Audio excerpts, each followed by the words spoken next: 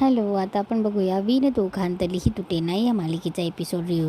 आजच्या भागात आपल्याला बघायला भेटते की मल्लिका त्याच्या खोलीत बसलेली असते आणि तिचं फार चिडचिड होत असते.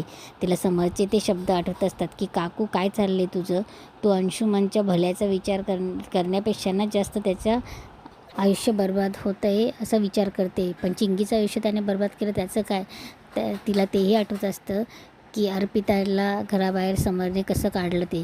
तेव्हा त्यामुळे तिची चिडचिड होत असते. तेवढ्या तिथे अंशुमन मॉम मॉम करत येतो. तेव्हा मल्लिका बोलते की आता काय झालं.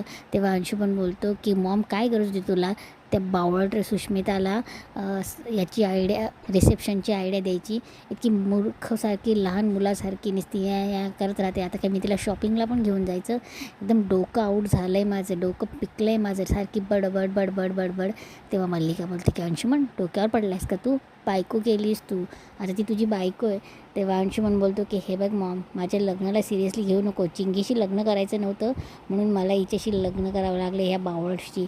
आणि माझं हे काय, ही सुष्मिता माझ्या आयुष्यातली पहिली मुलगी नाही आहे आणि शेवटचीही नाही. तुला काही गरज नव्हती रिसेप्शनची आयडिया द्यायची. तेव्हा मल्लिका बोलते की हे बघ शांत बस, सुष्मिताच्या डोळ्यावर तुझ्या प्रेमाची जी पट्टी ना ती तशीच राहायला पाहिजे, कारण की मला तिला ढाल बनवायचं आहे, कळलं ना. आणि स्वानंदीबद्दल तिच्या मनात नेहमी तेच घालवत राहायचे की तुला सावत्र बहिणीसारखी ट्रीट करते. मला काय हौस नाही या की अशा अक्कलशून्य मुलीला माझी सून म्हणून घ्यायची. पण आत्ता मला तिची गरज लागणार आहे. ओके. इकडे आजी इव्हेंट मॅनेजमेंटवाल्यांसोबत बोलत असते की आपल्याला कसं रूढी परंपरागत रिसेप्शनची तयारी हवी म्हणून. तेवढ्यात स्वानंदी येते. तेव्हा स्वानंदी आजीला साडी दाखवत असते. इकडे समोरचं ऑफिस क्लायंटसोबत बोलणं चालू असतं, त्यांच्या प्रोजेक्टचं बोलणं चालू असतं. तेव्हाच आनंद आणि समर त्या प्रोजेक्ट समोरच्या व्यक्तींना मराठी रिसेप्शनसाठी इन्व्हाइट करतात आणि ते लोकही खूप आनंदाने त्या इन्व्हिटेशनला होकारतात आणि ते मागणी करतात की आम्ही एकाच अटीवर येऊ की आम्हाला ते मराठी काय म्हणतात ते पुरणपोळी हे जेवण पाहिजे. समोर बोलतो की तुम्ही शिकायला तर मुद्दाही नाही मिळायचा, आपले हात कसे आपण पुरणपोळी सर्व करतो. स्वानंदीच्या बाबांना फोन करते आणि सुशने केलेला सगळा प्रकार सांगत असते. तेव्हा सुशचे बाबाही खूप चिडतात आणि बोलतात की अशी वागली सुश, मला असं वाटतं ना तिथे यावर तिच्या कानाखाली द्यावं, अशाने ती समर सरांच्या डोक्यावर बसेल, काही गोष्टी बदलून घेईल. तेव्हा स्वानंदी बोलते की बाबा आता तुम्ही टेन्शन नका घेऊ, मी तिला असं काही करू देणार नाही आहे आणि बऱ्यापैकी आत्ता अशी वेळ आहे ना की ती समजण्याच्या पलीकडे. तेव्हा स्वानंदी तिच्या बाबांना समजून सांगत असते आणि सांगते की बरं तुम्ही रिसेप्शनला या, मग आपण बोलूया. तेव्हा स्वानंदीचे बाबा बोलत असतात की मला बिलकुलच इच्छा नाही, याचे लग्न ज्या पद्धतीने झालं आहे ना त्यामुळे मला इच्छाच नाही आहे की रिसेप्शन वगैरे अटेंड करावं. तेव्हा मंदाकिनी तिथेच असते. तेव्हा स्वानंदी फोन ठेवते. तेव्हा मंदाकिनी बोलते काय हो काय झालं. तेव्हा स्वानंदीचे बाबा बोलतात की तिथे उभं राहून ऐकलंच नाही तू सगळं, मी कशाला विचारते. तेव्हा स्वानंदीची आई बोलते की काय तुम्हाला तुमच्या मुलीच्या रिसेप्शनला जायचं नाही कुठं, ते अंशुमन वर्कआउट करत असतो आणि सूज मस्त रेडी होत असते. तेव्हा ते अंशूला बोलते की अंश मला तेवढं नेल फायनल द्या ना. तेव्हा अंशू ऐकलं नाही ऐकल्यासारखं करतो. तेव्हा सूज बोलते की अंश काय मी तुमच्याशी बोलते. तेव्हा अंशू आपल्या इयरबड घेतो आणि गाण्यात टाकतो आणि गाणे ऐकायला लागतो. तेव्हा सूज जाते आणि त्याच्या कानातले इयरबड काढते आणि बोलते की काय मी तुमच्याशी बोलते ना, तुम्ही असं का करताय, तुम्ही मला इग्नोर का करताय. तेव्हा अंशू बोलतो की इग्नोर केलं मी तुला. तेव्हा ती बोलते की मी तुम्हाला केव्हाची बोलते. तेव्हा अंशू बोलतो की बघ मला ह्या अशा छोट्या छोट्या गोष्टी जमणार नाही हं, तुला सांगून ठेवतो.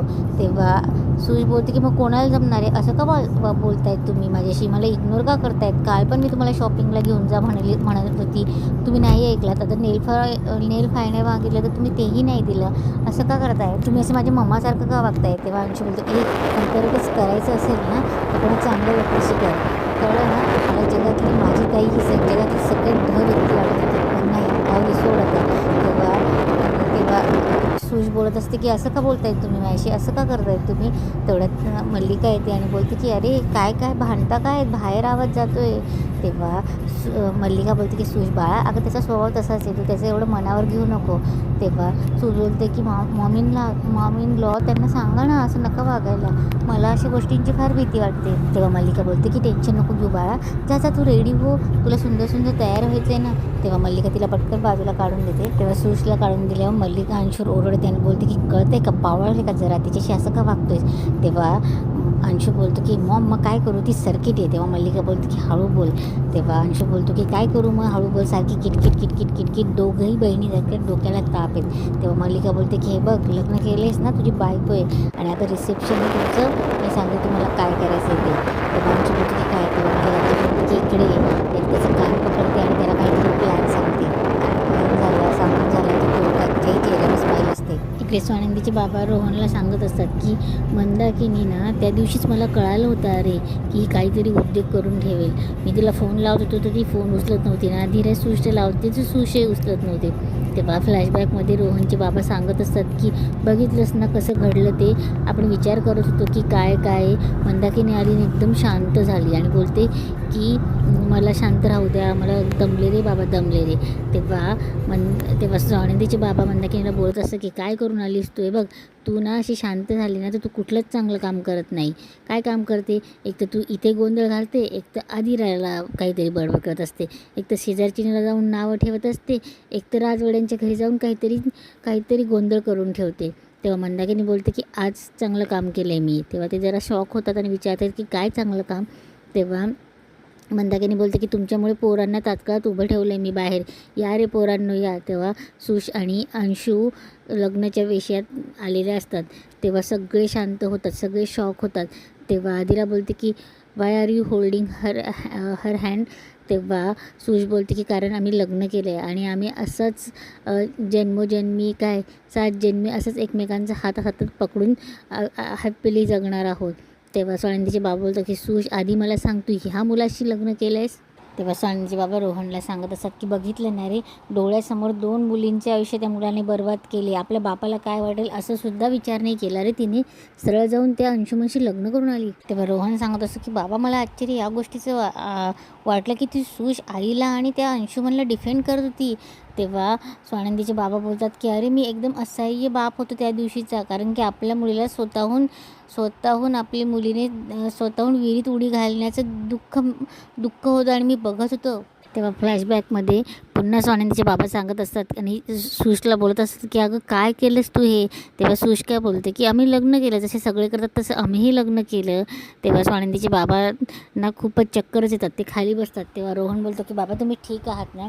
तेव्हा अंशुमन मुद्दामच नाटक करत असतो. तेव्हा स्वानंदीचे बाबा बोलतात की अगं ह्या अशा गोष्टींना लग्न नाही म्हणत बाळा. तेव्हा आदिराही बोलते की असं अचानक कसं. तेव्हा स्वानंदीचे बाबा बोलतात की सगळ्यांना विचारून मोठ्यांचा आशीर्वाद घेऊन लग्न करतात गं, अगं असं कसं लग्न करतात का. तेव्हा मंदाकिनी बोलते की मला माहिती होतं, माझ्या साक्षीने त्यांनी लग्न केले. तेव्हा सगळे शॉक होतात. तेव्हा स्वानंदीचे बाबा बोलतात की तुझ्या सपोर्टशिवाय ती असं काही करूच शकत नाही, हे मला माहिती होतं. तेव्हा मंदाकिनी बोलते की असं काहीच नाही आहे, लग्न केले त्यांनी ते पण रीतसर. तेव्हा स्वानंदीचे बाबा बोलतात की इतके दिवस मला वाटत होतं की तू उथळ आहेस, तुला काही कळत नाही, पण आता कळते की तू मूर्ख आहेस. अगं एखादी गोष्ट माहीत असून ती समजून नाही घेणं याला आदताईपणा म्हणतात. पण एखादी गोष्ट सगळी माहिती आहे आणि तरीही आपण आपल्या मुलीला त्याच्यासोबत ढकललं आहे, याला मूर्खपणा म्हणतात. तेव्हा सुश बोलते की डॅडा प्लीज मम्माला काही बोलू नका. तेव्हा स्वानंदीचे बाबा बोलतात का मग काय सत्कार करू तुझा आणि तिचा. मला शंका होतीच की इतक्या वेळ बाहेर जाऊन तू काहीतरी वेडेवाकडेपणा करणारच. रोहन आणि स्वानंदीचे बाबा ह्याच विचारत असतात की कसा प्रकार घडला हे एकमेकांना सांगत असतात आणि इथेच आजचा एपिसोड संपतो.